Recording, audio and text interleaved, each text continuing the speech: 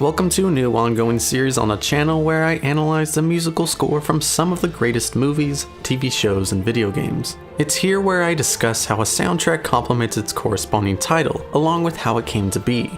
In this episode, I'll be going over the tender and powerful video game score of Shadow of the Colossus, composed by Kow Otani. We'll talk about the game's use of the score and how Kow visualizes emotion. Before we start, consider subscribing to find more soundtrack analysis on other titles in the future. I release a weekly video on the channel so you can satisfy your analysis needs. With all that said, let's begin.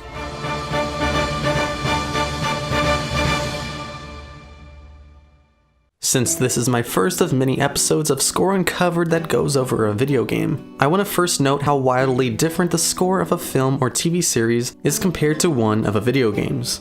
A Spectre takes a diverse approach to a video game, a sequence of events that is based on viewer interaction, rather than one of a scripted story that plays the same every time, obviously. The leitmotif or a reoccurring theme of a character or situation within a video game is usually extensive and can be recycled throughout the title.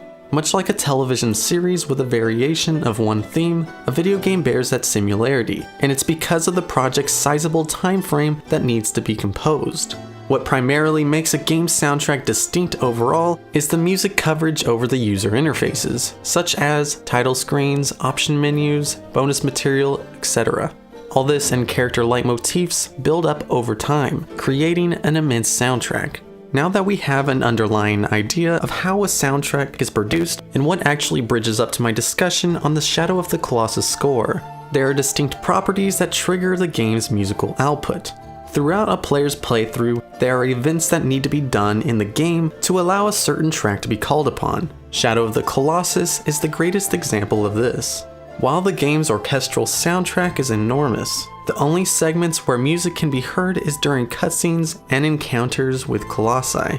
After some calculations, I found that 1/3 of the game excludes its music. That third is time being spent traversing from one colossus to the next. The atmospheric soundscape, along with the occasional cries from the mute protagonist and the foot stomping from his careless horse, are the only composed noises. The subdued composition enacts a lack of life in the protagonist's lifeless journey across this unknown land. Although the game isn't bland or dull, but rather showing a greater meaning of solitude in the protagonist's expedition. Whenever the score is generated in the playfield, it's to accompany the strongest moments within the game and allows the player to have an understanding of their surroundings.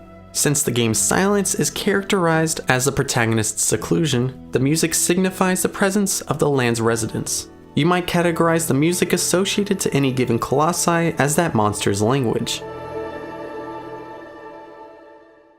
Talking about colossi themes, the music of each colossus, apart from a couple colossi that are slightly more distinct, is separated in 3 stages: introduction, battle, and conclusion. The evolution of the colossi's theme is the greatest reinforcement to the game's motif of anguish. The combined themes not only needed to complement each other, but needed to be easily transitional between each other, to better suit an interruption whenever the player succeeded in a progression or subsequently stumbles. In other words, whenever the player jumps on the Colossus, the second theme would need to overtake the first theme's place. If the player fell off the beast, the music would reset back to the introduction theme, to start the process over again. The fluid theme transitions within the colossi encounters is one of the greatest techniques that immerses the player into the game. Whenever the protagonist approaches a colossi, the music presents a calming and intimate outlook before you go in to raid the beast of his plunder, or whatever that black demon goo is. This is the introduction of the encounter. The low-key theme allows the transition between the music's absence and its reapproach into the game to bring awareness to the player for their preparation. After determining the best plan of action, Wanderer, the protagonist, pounces on the beast and, in turn, transforming the music into the battle sequence.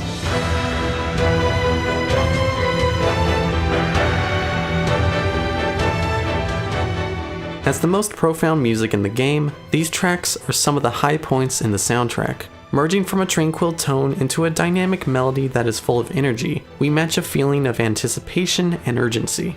At this point, the player is pushing to stay attached to the creature by keeping their stamina bar from exhausting. This particular game design is portrayed in the music as a sense of desperation. The introduction and battle music are both recycled for other Colossi encounters. Unlike the previous two sequences, the conclusion music is unchanging for each Colossus death. The track used for this sequence is titled The End of the Battle. This theme is played after giving the Colossi the final blow. The heavy stringed instruments resonates a deep and dramatic tone that keeps bringing us back to attempt to grasp the game's real meaning. Since the game has no direct dialogue, almost none, we don't realize the meaning until the conclusion of the game. The game's location is one of the ongoing questions that the player has throughout the story. We don't get a true answer of how Wanderer got to his destination, which is interestingly enough called the Forbidden Lands. The game's true intention of this location and its origins are unknown, and the mysteries of the Forbidden Lands is tenfold. The only entryway into this land is by an extended thin bridge that you must enter from the peak of a grand mountain. But there is no need to understand how we got here or what this place can do. The enigma of this territory is what makes the game mythical.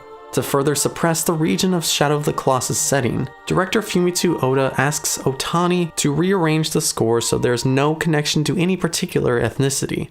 To execute this, Otani introduced the Irish bouzouki, a stringed instrument much like an acoustic guitar used to implement a foreign sound. Shadow of the Colossus uses the bouzouki as its leading instrument and boosts the motif of the score. The music of the game also includes instruments such as woodwind, which include flute, clarinet, oboe, and fugato, brass wind, which include trumpet, trombone, and horn, violins for the strings, piano and synthesizer, which was played by Kow Otani, and a choir that expands the game's ambient tone. Before we conclude the episode, don't forget to subscribe. You'll find more soundtrack analysis videos for other popular video games in the future. Based on your interest for Shadow of the Colossus, you might be interested to hear of these other titles I'll analyze in the future, such as Elder Scrolls, Dark Souls, and Metal Gear Solid.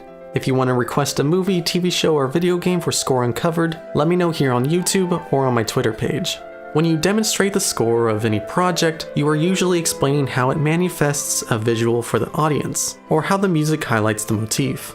The score of Shadow of the Colossus is the critical element of the game that drives emotion for its players. The design of this game depends on the audience to develop the story on their own without an explanation, and to do that the story can only be set up with the assistance of its score. Without dialogue from the protagonist and a clear understanding of his journey, music is the balance of clarity. The delicate highs of the booming trumpet's competition with string instruments and the mournful lows of the cascading piano provokes fear, sadness, joy, and faith in Kow's score. The art of Shadow of the Colossus is found within its elegant music. I want to thank everyone for watching this episode of Score Uncovered. As the first analysis on a series that focuses on a video game, I wanted to start in the right direction, a game that isn't necessarily my favorite, but highlights the importance of mixing a score with a continuous scene. To end the episode here, once more, thank you greatly.